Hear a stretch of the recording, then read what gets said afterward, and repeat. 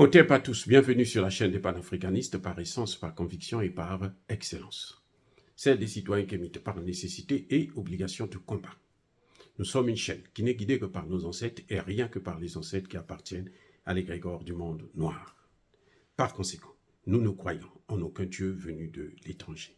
Toutefois, cette vidéo n'est aucunement destinée à inciter à la haine ou à la violence, car nous menons un combat qui est d'abord et avant tout spirituel, intellectuel et démocratique. Ensuite, il est politique, géopolitique et géostratégique.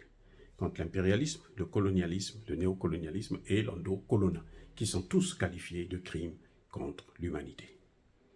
Nous menons ce combat sur la base du principe fondamental que nous avons hérité de nos ancêtres kémites, qui est celui de la Mahat, c'est-à-dire solidarité, vérité et justice. Vous êtes donc en droit de connaître la vérité et nous avons l'obligation de vous dire la vérité, rien que la vérité, afin que justice soit rendue au continent africain. Et ça, c'est notre modeste contribution dans cette noble lutte en faveur de la souveraineté, la dignité, la solidarité et l'unité africaine. C'est exactement ça que nous appelons le panafricanisme. Bien-aimés frères et sœurs, il y a deux types de panafricanisme. Il y a le panafricanisme ouvert que nous faisons, que vous trouverez sur Afrique Média, que vous trouverez sur certaines émissions de New TV, que vous trouverez de la bouche de plusieurs grands panafricanistes que vous connaissez. Mais il y a un deuxième panafricaniste. Le nôtre, c'est le panafricanisme révolutionnaire. Mais le second, là, c'est ce que j'appellerais le panafricanisme timide, le panafricanisme caché. Il est aussi efficace parfois dans certaines circonstances, mais il joue un peu avec le feu. Il joue un peu avec le feu, ce panafricanisme que l'autre voyou là appellerait le panafricanisme frelaté. Mais ça, c'est une folie. Non, je ne parlerai pas de ce genre de panafricanisme parce que ça n'existe pas. Mais je vous parle du panafricanisme timide et plus, j'allais dire, voilà, le vrai mot, c'est le panafricanisme soft. Voilà. Il y a le panafricanisme de guerre, le panafricanisme révolutionnaire et il y a le panafricanisme soft. Celui qui va lentement, mais sûrement. Mais attention, lui, on peut facilement aussi le rattraper, le ramener à la raison, le détruire et le renverser sa direction. Ce panafricanisme-là, vous allez le trouver aux Nations Unies, il s'est bien exprimé.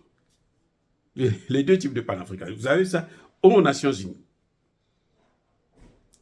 Vous avez 5 pays qui ont pris une position panafricaniste claire. Et parmi les 5 pays, vous avez les deux types de panafricanisme qui apparaissent. J'aimerais vous faire comprendre ça parce que c'est toujours très important de connaître ce qui se passe. Hein, quand vous voyez des réactions, vous savez. Mais tous ces panafricanistes-là ont buté sur une seule question. C'est celle du franc CFA. On en parlera peut-être plus tard.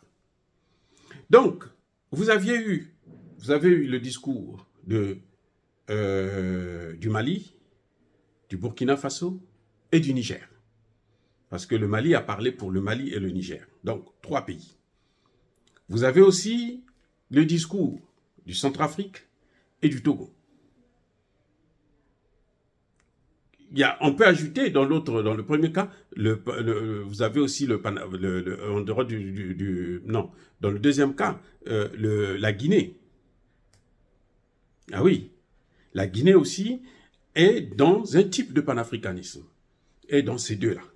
Donc, vous voyez, au lieu de 5 pays, nous avons 6 pays. Le Niger, le Mali et le Burkina Faso ont un panafricanisme révolutionnaire.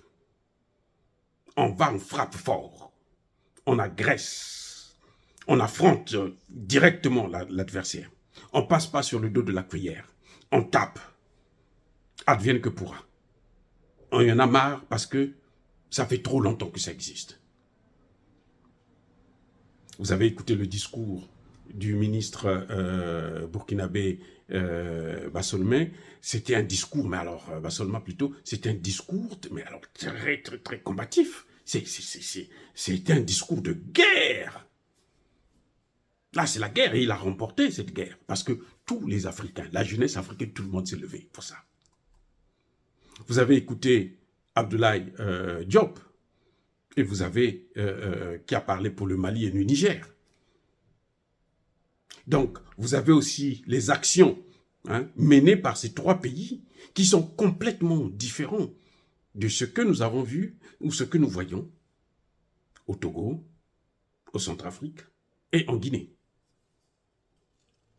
Je ne parlerai pas, comme je vous ai dit, de panafricanisme frélaté. Non, c'est le panafricanisme soft. Voilà, il y a le panafricanisme révolutionnaire des trois pays-là qui sont en guerre contre le terrorisme et le panafricanisme soft. Des pays qui en ont marre de voir les Occidentaux détruire l'Afrique. C'est le Centrafrique, c'est le Togo, c'est la Guinée. Et comment vous allez reconnaître que ça c'est le panafricanisme soft et ça c'est le panafricanisme révolutionnaire? Comment? C'est simple. Quand le panafricanisme soft parle, il va vous sortir les mêmes faits que le panafricaniste révolutionnaire vous donne. Vous allez voir les mêmes faits. Vous allez constater par exemple le mot ingérence qui est venu au Togo, Centrafrique, Guinée. La Guinée qui dit « Nous ne sommes plus des enfants ». Ceux qui pensent que nous sommes des enfants, ils se trompent. Le temps de l'impérialisme est fini. Le temps où nous, on va être vos enfants, c'est fini. Nous sommes maintenant libres. Mais nous, là, on sait que c'est l'Afrique. Mais il s'adresse à qui? La Corée du Nord n'est pas dans cette affaire. La Russie n'est pas dans cette affaire. La Chine, c'est vrai, vous allez me dire que la Chine investit économiquement, elle est en train de prendre de l'influence en Afrique, mais la Chine, l'influence de la Chine, c'est par rapport aux États qui négocient avec la Chine. Donc, vous voyez, que ce soit le Togolais, le Centrafricain et le Guinéen, ils ont tous évité de dire les noms, d'affronter directement leurs adversaires.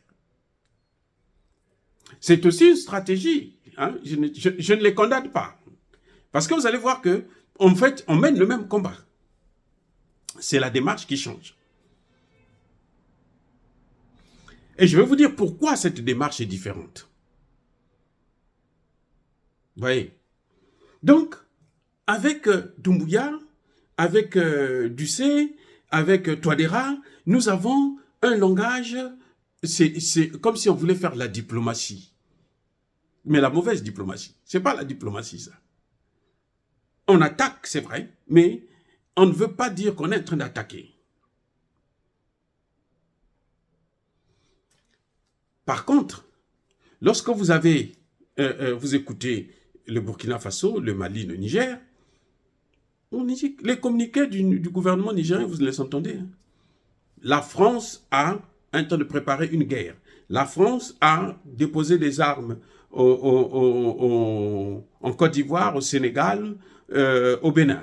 La France veut nous agresser. On ne dit pas que non, il y a des pays étrangers. Non. Le Niger évite de citer des pays africains. Pourquoi? Parce que ce sont nos frères. Parce qu'en fait, eux, ce sont des pays vassaux qui se soumettent. Et ça, c'est aussi tout à fait normal. Mais la France, qui n'est pas, c'est pas nos frères, ils nous ont pris en esclavage, ils nous ont colonisés, c'est pas nos amis, c'est même pas nos amis. Ça veut dire qu'avec la France, l'Angleterre, les pays de l'OTAN, là, même y compris les États-Unis, parce que vous savez, les Blancs américains, en fait, ce sont des Blancs écossais, français et autres. Hein. Ils viennent de l'Europe. Hein. Non, ce pas des Blancs qui sont nés là-bas. Ils sont nés là-bas après, bien sûr, mais ils sont pas, leur origine n'est pas américaine. Voilà. Donc, vous voyez, ces deux types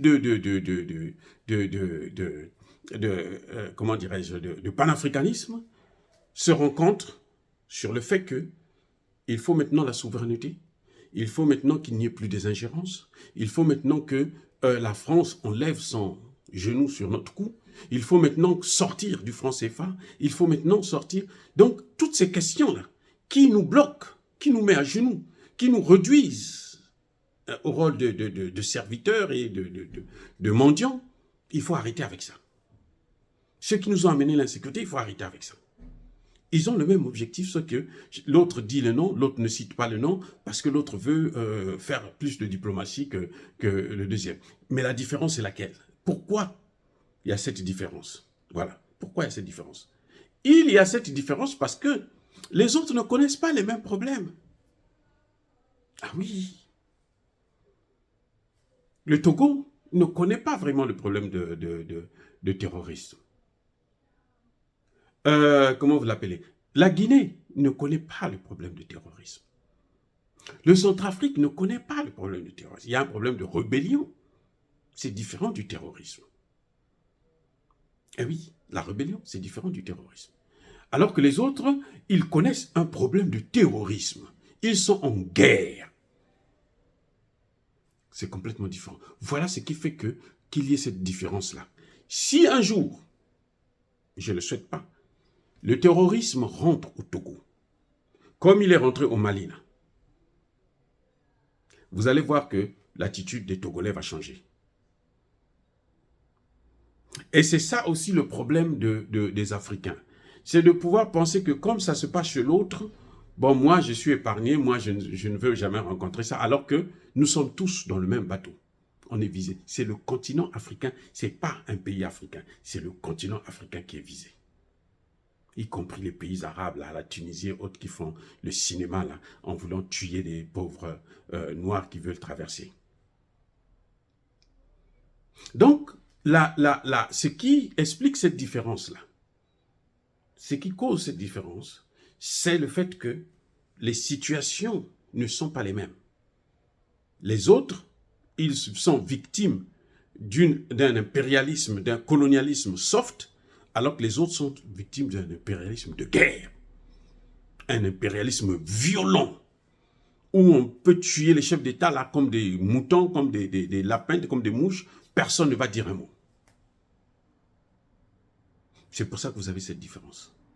Mais au final, le résultat reste le même, les objectifs sont les mêmes. Et vous allez voir que les deux types de panafricanistes ont jusque-là buté sur une seule situation, le changement de monnaie. Vous avez dit que la Guinée a sa monnaie, oui, mais les pays qui utilisent le franc CFA, pour l'instant, ils ont tous le même problème. Ceux qui n'arrivent pas, ils ne savent pas comment commencer pour changer de monnaie. Touadéra veut changer de monnaie. Touadéra ne veut plus du franc CFA. C'est pour ça qu'il a opté pour le Bitcoin. Mais il n'a pas osé changer de monnaie parce qu'il utilise le panafricanisme soft. À la place du Bitcoin, pourquoi il n'a pas directement créé de la monnaie? Ça allait être plus simple. C'est un pays producteur d'or, de diamants. Il peut protéger, garantir cette monnaie. Ce qui fait la garantie de la monnaie, c'est quoi? C'est les matières premières. C'est l'or, c'est le diamant. Voilà. Et il ne peut pas. Parce que lui, il est victime d'un impérialisme soft, donc il utilise aussi une diplomatie soft. Les autres sont victimes d'un impérialisme violent, donc ils utilisent aussi la violence. La violence notamment des mots. Quand ils arrivent aux Nations Unies, ils utilisent la violence des mots. Parce que les mots ont la puissance des balles. Dire cela, c'est inciter à la haine ou à la violence. Non. Yaba colère, Yamalem. Encore une fois de plus, bien-aimés frères et sœurs, je persiste et je signe.